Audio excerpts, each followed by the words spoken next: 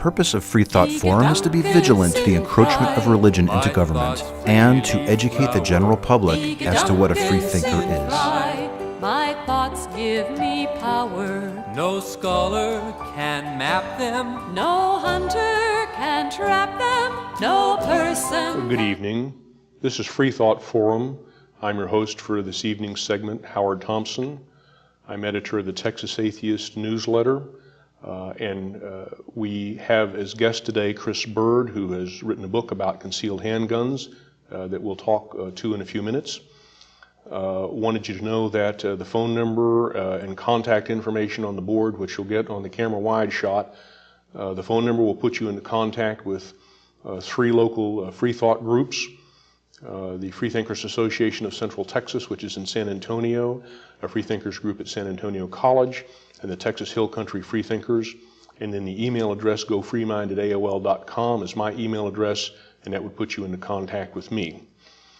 Freethought Forum is dedicated to free inquiry into any area of human knowledge, and we are going to then speak about what we inquire, and we will sometimes disagree, but we think we learn more by talking from different viewpoints and all sounding like certain kinds of radio shows sometimes sound like without mentioning any names.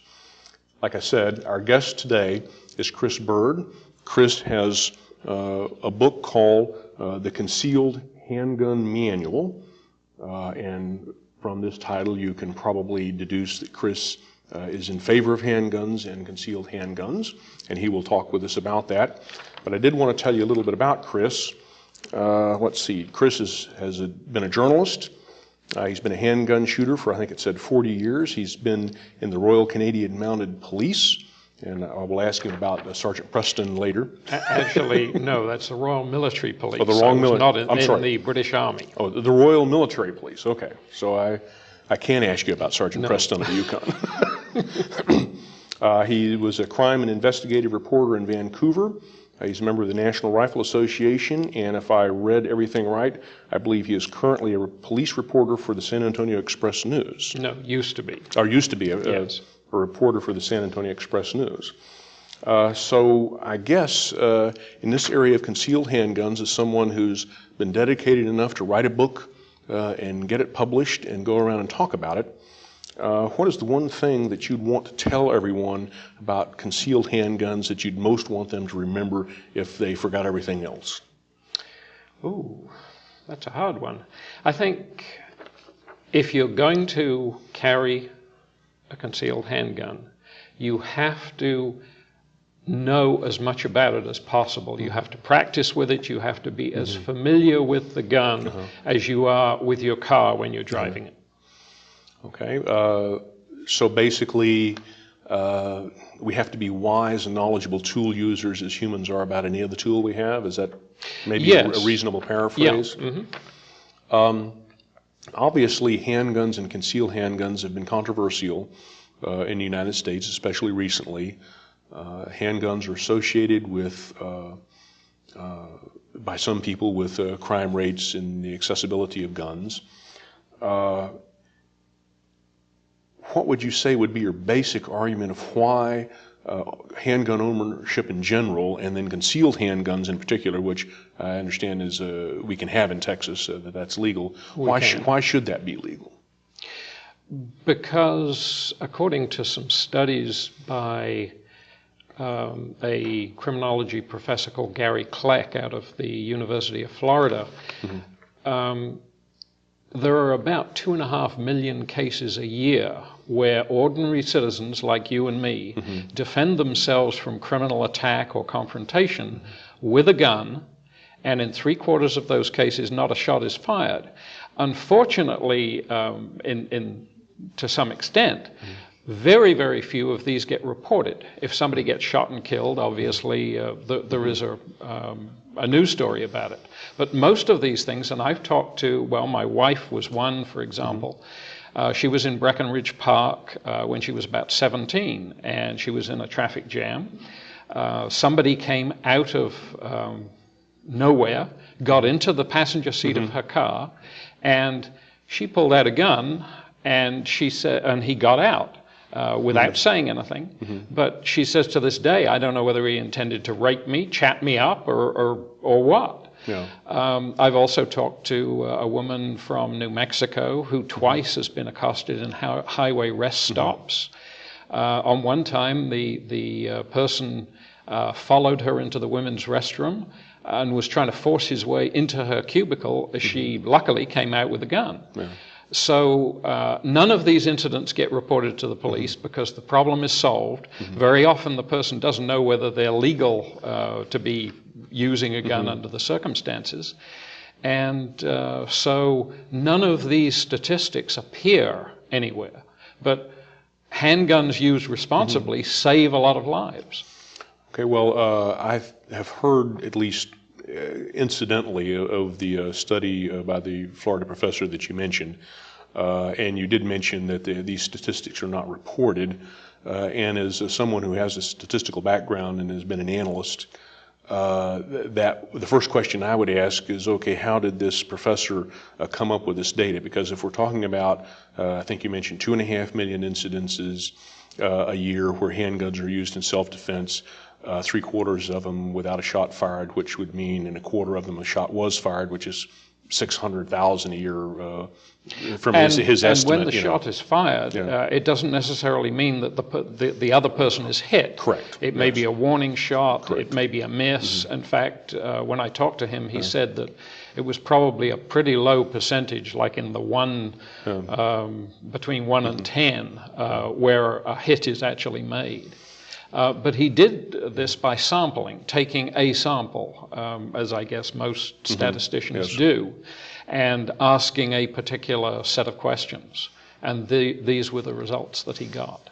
Okay, and this would have been, do you know whether it was like a mail sample or a No, phone I don't know sample? the details. So you don't know how he gathered it? No. Well, I don't know. To me, that seems like high numbers. Not that I doubt the results of the sampling, but 600,000 incidences a year of people firing handguns in self-defense. I can believe there's a lot, but I don't know. Somehow, that seems like maybe too many to me. For it not to have shown up in police reports somehow, where he could have substantiated it by other means. Well, a lot of these things, if they do show up in a police report, they're certainly not reported by the news media, which is how we get most of our information, because even when somebody shoots at a burglar who's broken into their house or something, in a big city like San Antonio, you pretty well got to murder somebody before you merit a few paragraphs in the Metro edition. Well, that's a fair assessment of how likely something like this, if it's not a serious injury or there's something else going on from a self-defense, a gunshot wound, making it into the news where it would be in the public awareness. But I would think that there would be some crime statistics for some portion of these. I understand some people might, fire a shot and then not report it, if nobody's hit and the person runs off. Right. We would be in the same category, but,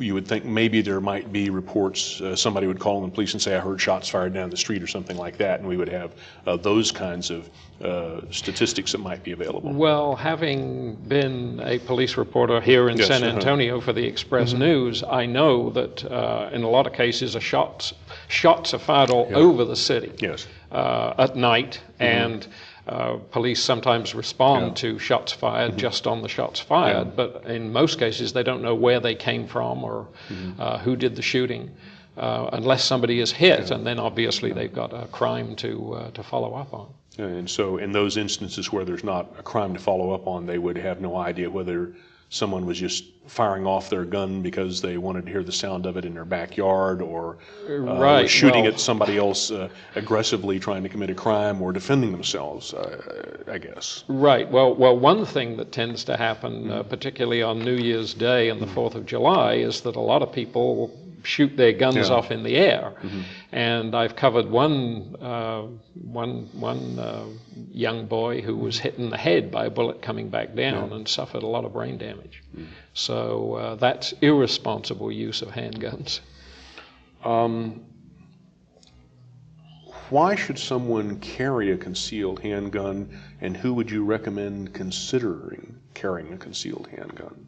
Well, perhaps it's easier to cover it from the other end. Who should not consider carrying a handgun? When I took the instructor's course, the concealed handgun instructor's course in Austin from the Department of Public Safety, the guy who taught us about the use of deadly force was Commander Rodriguez. And the first thing he said to us, he said, "Are you mentally prepared to take a life? And if your answer to that is no, then you really shouldn't carry a gun."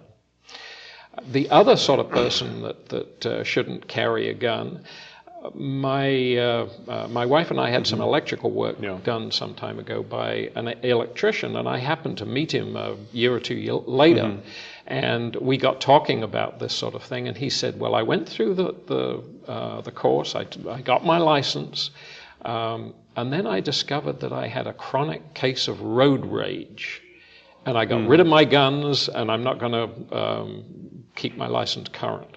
And I congratulated him on his ability to see that this could be a problem. But somebody who has a short fuse, something like that, obviously should not. But for most of us, I think, if we're prepared to take the time to get skillful and knowledgeable about what a handgun can do and how it can protect us, then I think those sort of people should have concealed handguns. You mentioned road rage, and that's probably a good thing that a lot of people can probably relate to, either from experiencing it themselves or being subjected to it from someone else. Some years back, for a while, when I was doing a lot of traveling, I did have an old .38 revolver, which I kept under the front seat of my car. And I'm a person giving to sometimes making an unkind comment, possibly to another motorist, and getting angry when people do some things. And I found it a very ambivalent kind of experience, knowing that I had the gun in the car. In one sense, it gave me a sense of confidence that I wouldn't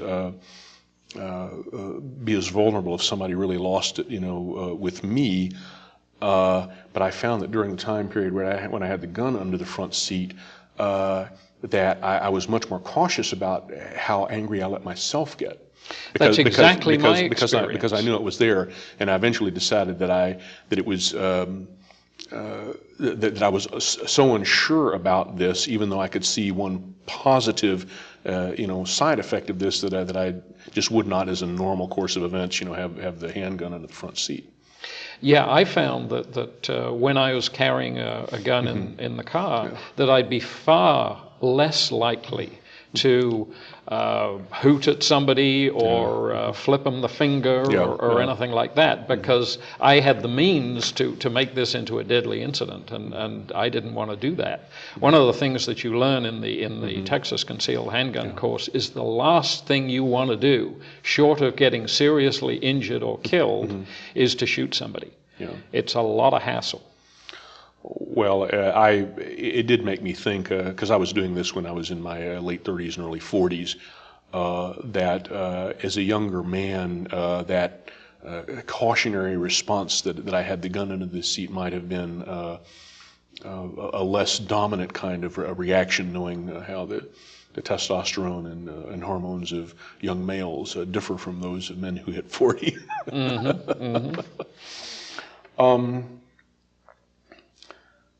A lot of people will argue a constitutional issue for this, and I guess, is it the Fourth Amendment? Or the Second Amendment is the right to keep and bear arms, and it discusses militias in that amendment. And historically, I love to read history. I found a wonderful book a number of years back that described a lot of militia organizations during the Revolutionary War in terms of letters where men were later applying for pensions and having to describe their militia history. and it revealed how widespread the short service militias were used in the Revolutionary War. We really didn't have a regular army, and that the revolution would not have been possible without the private arms that these men brought. So I understood better, the Second Amendment at that level. But I wonder the difference between how the Second Amendment for handguns and concealed weapons might possibly be construed to apply differently than to handguns than to rifles, which would be considered more military type of weapons that people might bring to a militia situation should some crisis arise and the government decide to raise a militia at that point. Have you given any consideration to the fact that maybe rifles and more military type weapons maybe should or might be treated differently than handguns under the Second Amendment?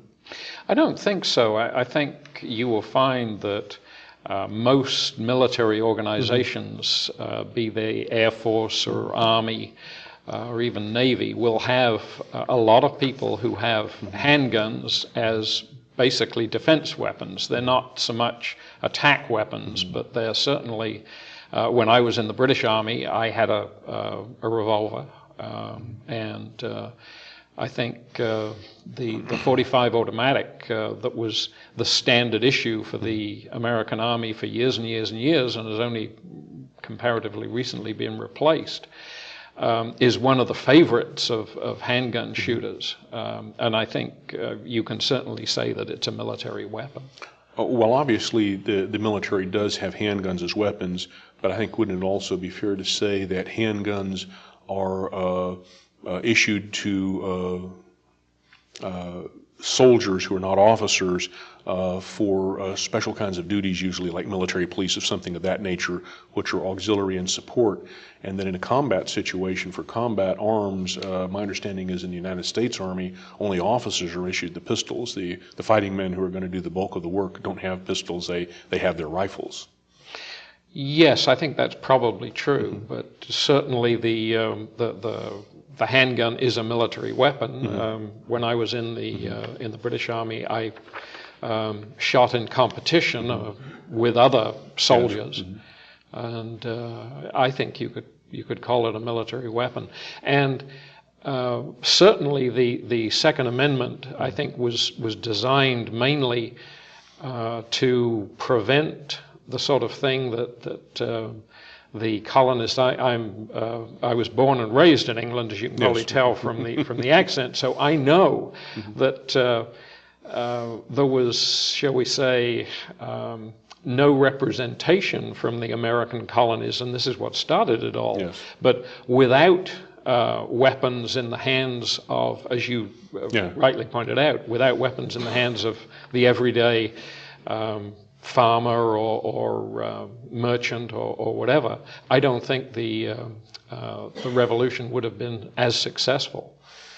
Well, so, that is a good observation, because one of the thoughts I've had in terms of the revolution was that the right to keep and bear arms is, while we don't say it out loud, sort of retains an implicit right of the people to overthrow a government that they think is tyrannous. Right, and some people say, well, the Second Amendment is out of date. However, in the 20th century, if you look at the number of people who have been killed violently, I think more have been killed by their own governments than by opposing forces.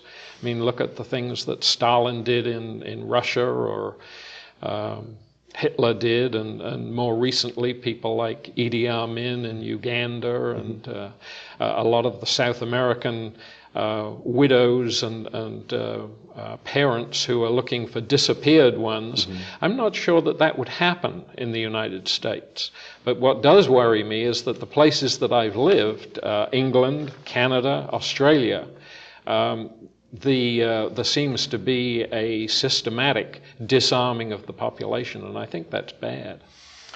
Well, there is certainly a difference in America, because we have something, I don't know, I forget the data, but maybe like more than one gun for every person in the country or something like that. I think it's not quite as many as, I think it's something like 220 million guns or something. It's a very large, it's a lot, yeah. It's a very large number. But we obviously have that amendment for practical, pragmatic reasons. We can obviously talk in terms of some benefits, maybe, without addressing the drawbacks for the moment, that comes from the right of private citizens to own guns. But it's certainly not like an inalienable right from God, that's, or imprinted in our genes that all of us should be able to have guns, So from a pragmatic standpoint, would it also be fair to say that there might be certain social conditions in which we might think that some regulation or prohibition of guns might make sense for society because the guns are related to some problem which maybe we can't address without trying to get control of it, before we can revert to an everybody can have guns situation? Well, I think that the way I look at it is we have all sorts of laws that govern the misuse of guns. If I shoot somebody, I'm accountable to the law. I may be charged with aggravated assault, I may be charged with murder, all that sort of thing. But what is happening more and more in this and other Western countries is we are becoming over-regulated. Our lives are hedged around. We have politicians, and their only job, other than to raise money to get re-elected, is to pass laws.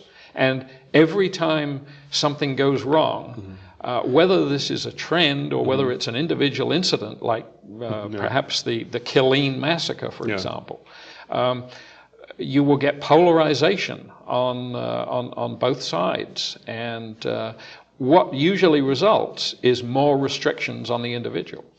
Well, that's certainly a trend in our nation as we get more populous and closer together and more tamed or something. I'm not sure what's the right word to use, but I can't recall off the top of my head what the current murder statistics are around the nation. But there's, I don't know, 10,000 or more people shot each year. I forget what the number is. I'm not sure what the number is, but it's something in my mind, 6 in the 10 or 20,000 ballpark, at least roughly, which is a lot of people, but hasn't destroyed our society, except maybe in certain areas of poverty, pockets and cities. But would 200,000 gun murders of that type be a big enough problem, where we would feel like we would have to do something about gun ownership, or would 2 million a year? I mean, I guess what I'm driving at is it seems to me like there might be a threshold, or an argument could definitely be made that there's some threshold where there's so much problem, in disruption and harm to other people, in criminal acts from the ownership of guns, that we might make a good rational social decision that we're going to restrict gun ownership, at least for the time period it takes to get that under control.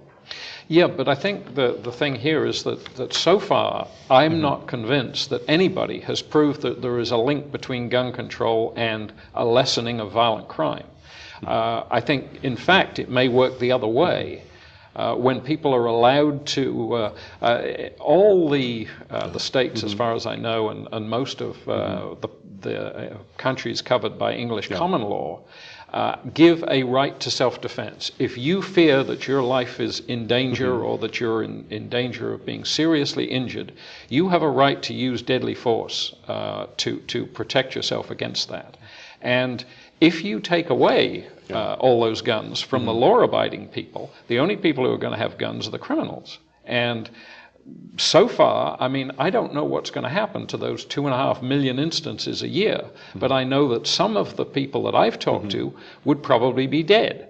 There is a kid here, he's probably about 30 now, who has been in 2 gunfights and has killed 3 people. And he hasn't even been in front of a grand jury because they were so obviously cases of self-defense. And that, I think, speaks for itself. Well, you make a good point that we should have the right to defend ourselves and our property from serious harm, and the Texas law and the law of many, many states recognizes that. But I think it would also be fair to say that there are people who are killed during the commission of crimes using guns also. If we're going to be using a measure of lives saved and lives lost, we have some criminal killings with guns and some self-defense lives saved with guns. That becomes that kind of moral balance that is difficult for our nation. But can you envision that there might be such a disparity at some point between the two that it might be prudent for our society to take some action? It's a possibility. I'd be awfully wary about that for the reasons I think that I've stated. But one of the things that I think is important, I think that gun safety should be taught in our schools. I was talking to a police chief in a suburb of Denver recently, and he says that in our society, because there are so many guns, children are going to be exposed to guns whether they need to be or not, and therefore they should learn what to do if they see a gun. And the NRA has an Eddie Eagle safety program, which I think has halved, at least is partially responsible for halving the accidental gun death rate among children. And basically they're taught, if you see a gun, do not touch, go and tell an adult where it is. And if you follow those rules, I think that's responsible education. That is a good point, but we talk about over-government regulation. It leads me to imagine that if that tack were taken, some people would then be saying, well, we ought to mandate that parents, with children reach a certain age, or have, certain kinds of education according to whether it's handguns or rifles or both, or, in the house, about ammunition and safety and all, which certainly might, again, help reduce this, but would be government regulation to kind of, well, you might say it's enforcing something, but would also be protecting those children, would be with the end result. How would you feel about something like that? Sorry, I kind of lost your chain of thought there. How would you, sometimes I do that too. How would you feel about government mandating that part of gun ownership, whether or not guns are registered, is reliable, responsible training for their children in the household? I think that training should be given to all children, not just children of people who own guns, because if a child of mine is trained, but he brings in friends from non-gun households, then it's them who are likely to be more at risk or do something irresponsible than my child is. So, I think all children should receive gun training and be knowledgeable about them. Well, if we're going to have 220 million or whatever it is guns in our society, and they're going to be readily available, and we're going to have the rights, then maybe legislation that says you have to keep up with the responsibilities that goes with something dangerous, just like we have training and licensing for driving cars, which can kill people, accidentally or deliberately, would seem to make sense. I think I'm getting close to being out of time. Is there some last thing that you would like to say? I think you mentioned that your book, The Concealed Handgun, is going to have another printing coming up soon. Actually, it's had 3 printings. I'm working at the moment on another edition, a second edition, which should be out in about 6 weeks. Okay, so there'll be a new edition. And I'm getting the wrap-up signal, and this is Freethought Forum, Howard Thompson. I've been talking with Chris Bird, who's the author of the Concealed Handgun Manual, and he's an expert.